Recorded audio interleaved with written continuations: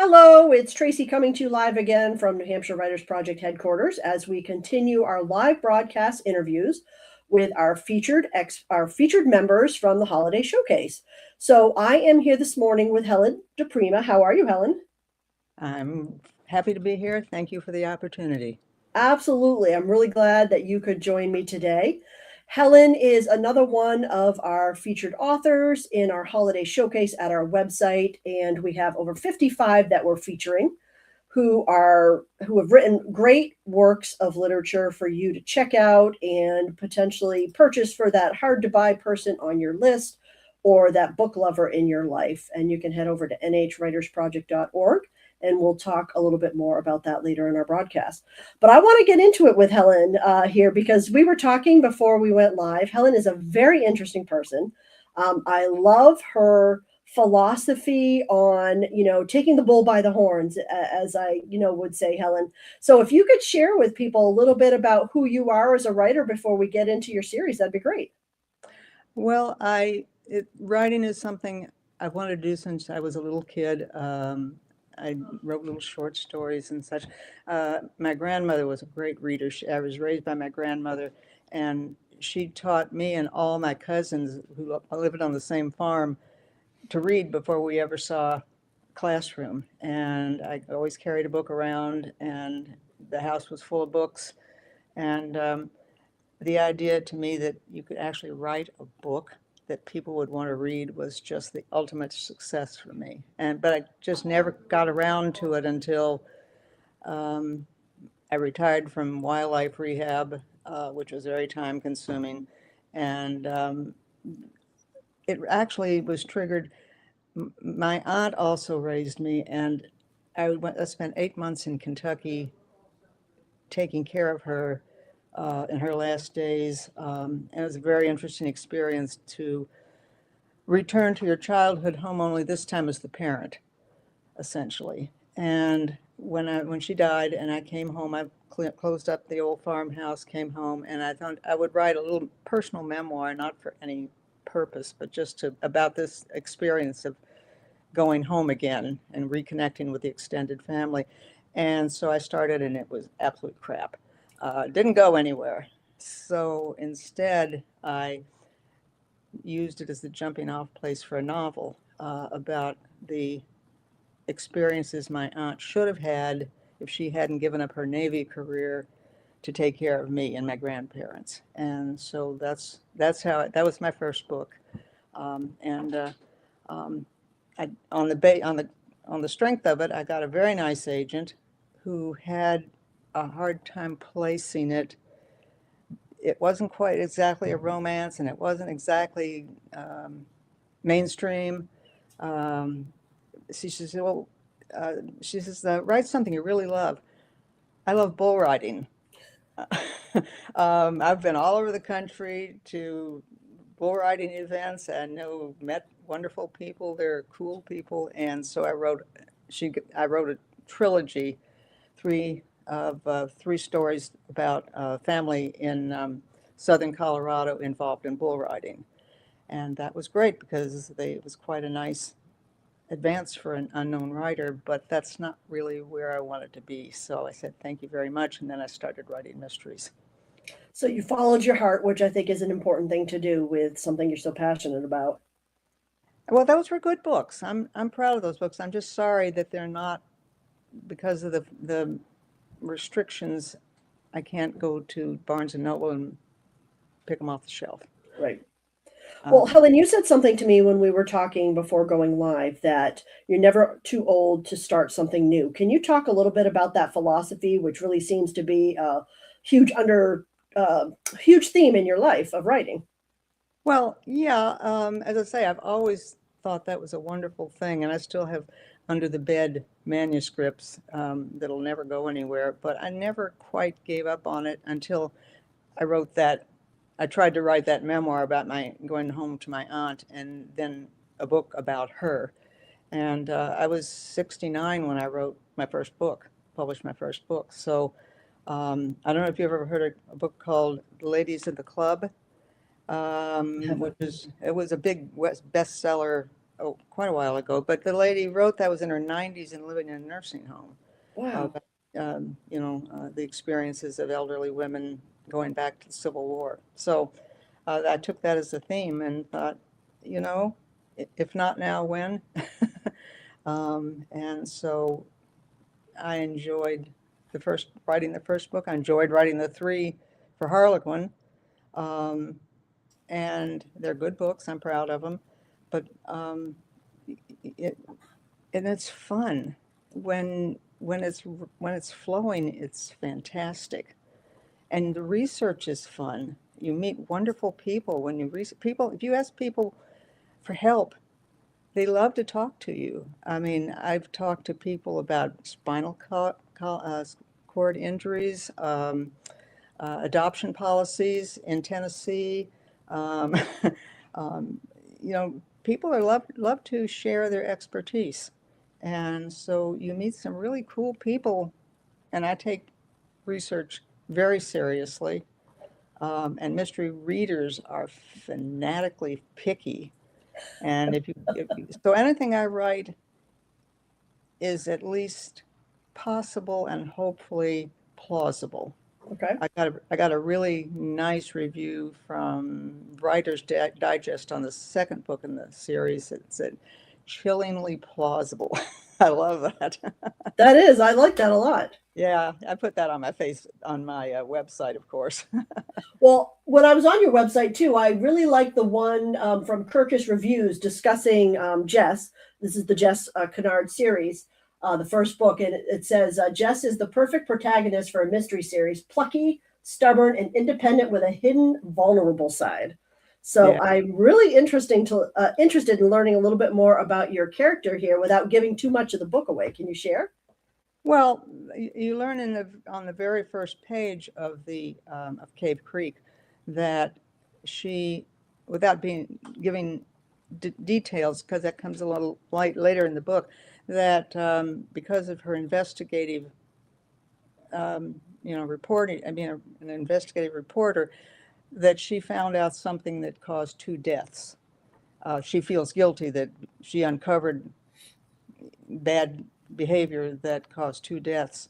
And that's one of the things. And I don't want to go into detail about the second thing because it's really key to the story, and that would kind of ruin it. But you learn about the 2 deaths in the very first page, so that's okay. And I had an awful lot of fun with the secondary characters because all I had to do was shake my family tree a little bit.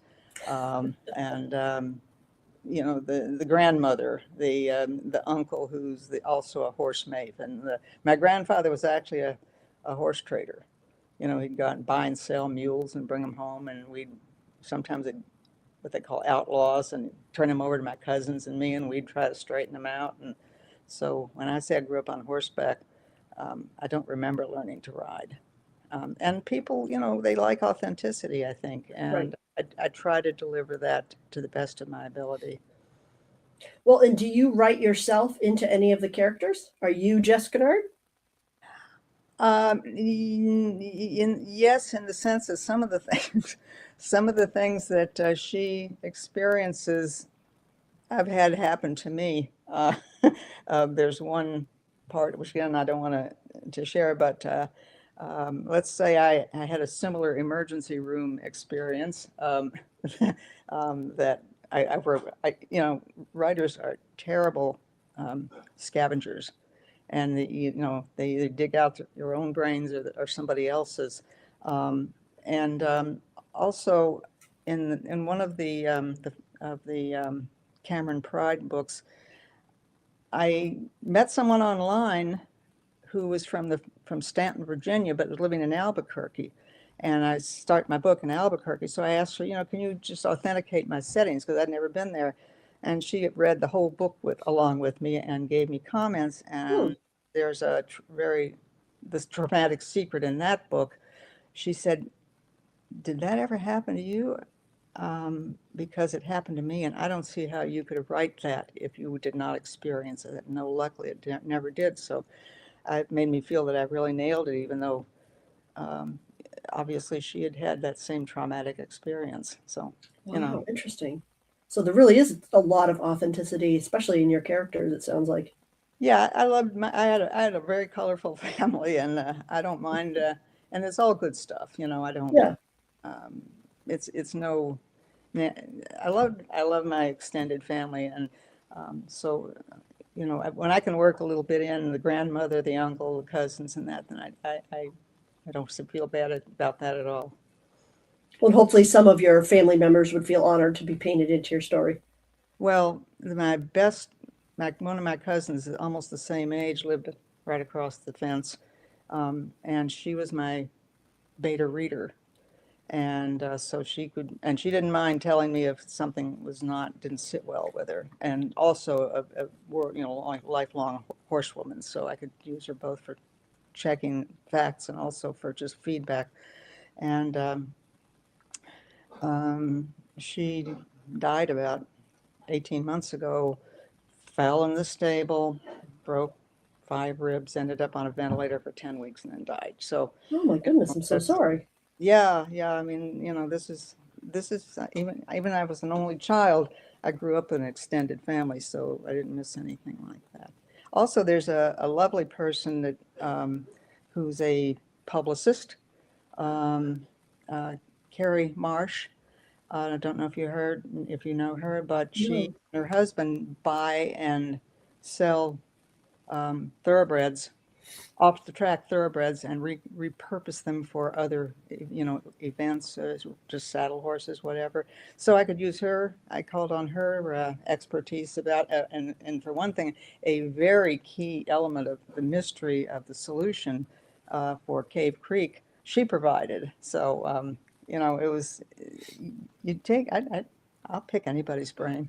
I'm Yeah, being and shameless. I love that. And if you're just joining us, we're talking with Helen DePrima, author of Cave Creek, and she is one of over 55 authors who are featured in this year's holiday showcase at nhwritersproject.org. Head on over, check out all the wonderful books we are highlighting, and choose something for the book lover on your life, on your list, in your life, on your list, while supporting the local literary community. We really appreciate it.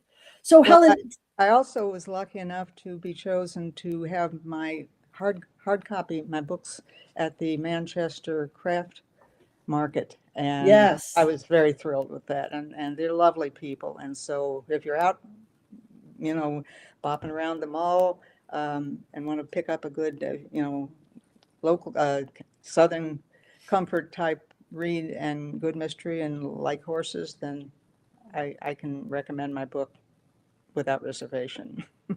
Perfect. Yeah, what a great place to stop in and just check out all the stuff they have, as well as many of our authors who are highlighted there this time of year. So, Helen, tell me a little bit about this mystery addict who you say would be a good target audience for your book. Well, most mystery readers are women over 40, as I understand it. And so I write from a female perspective. The first one is third person. The second one is I switched over to first person because it's a very, very deeply personal story, more intense than the first one.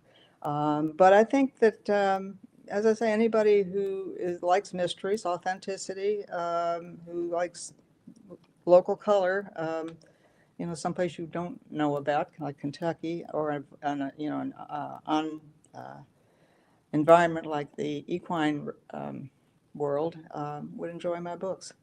Okay, good to know. And if you want to know more information or have more information about Helen or her books, you can go over to helendeprima.com. And so, Helen, I know that you have a give back strategy too. Pretty much it's part of your platform over the year. Can you tell us a little bit about the organizations you've supported by donating books back? I have a dear friend here in Manchester who is active in the Elliott um, um, Elliott Hospital Auxiliary. She's a retired nurse, and she was gathering donations for their fundraiser gift baskets. And so I've given her copies of both books for that. And I've also done the same thing. I have family in Lexington, Kentucky, very deeply involved in horse racing.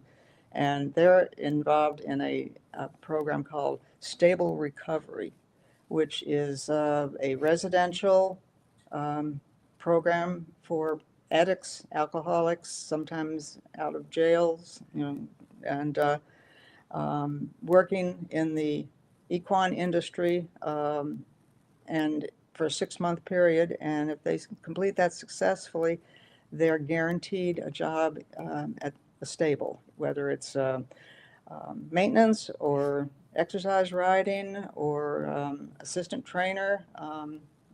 But horses have tremendous healing power.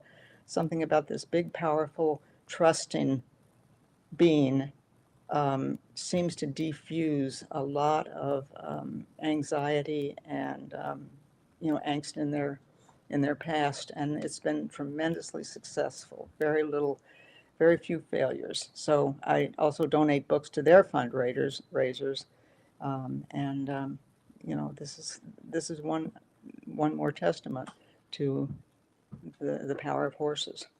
Yeah, agreed. And it sounds like a wonderful organization.